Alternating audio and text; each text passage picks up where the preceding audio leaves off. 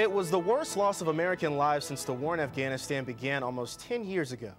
On Friday, 30 American service members, many of them Navy SEALs, were killed when their helicopter was shot down. The SEAL team had just rescued a group of Army Rangers who were pinned down by Taliban gunfire in Wardak province.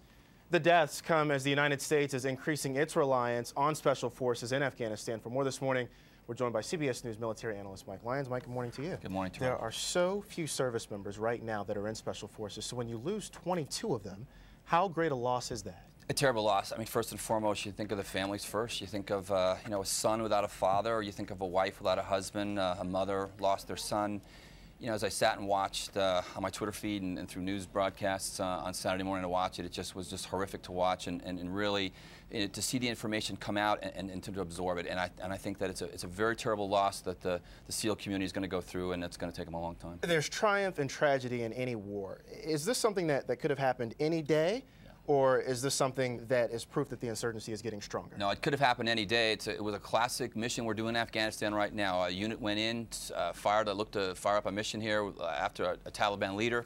This was a quick reaction force came in behind it. This one RPG rocket hits this helicopters. Helicopters crash. It's part of the war.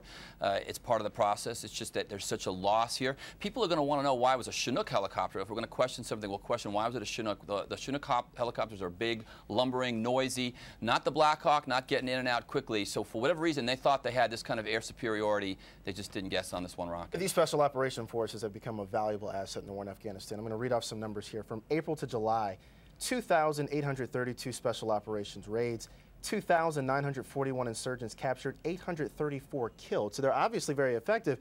From this tragedy, though, will we see a change in how special operation forces are utilized? I don't think so. This has been the linchpin and key to the success of this whole war, the counterinsurgency, and now into the counterterrorism part of this. But is the risk too great? They train hard. I mean, they know the risks going in. They literally have done thousands of these missions in the last few years. I'll say something. Commanders expect losses, and they're just so difficult to stomach at some point in time, especially in light what happened the other day. But these are the kind of things these are the kind of soldiers that we have to have. These highly trained, very specific soldiers that get in there and get this mission done, and it's been working, that things have been successful. Public support for the war in Afghanistan, do we see that wane now? Is that going to be the issue? Let's hope this is not that moment in Vietnam where that prisoner got his head shot off and people all of a sudden say, that's it, no more of this. It's going to be tough to stomach. The military wants to keep going. There's no question about it with regard to they think that mission is almost done. All right, CBS News Military Analyst Mike Lyons, appreciate you dropping by this morning for your insight. Thanks, Terrell. And you can follow his latest updates on Twitter at Major Mike Lyons.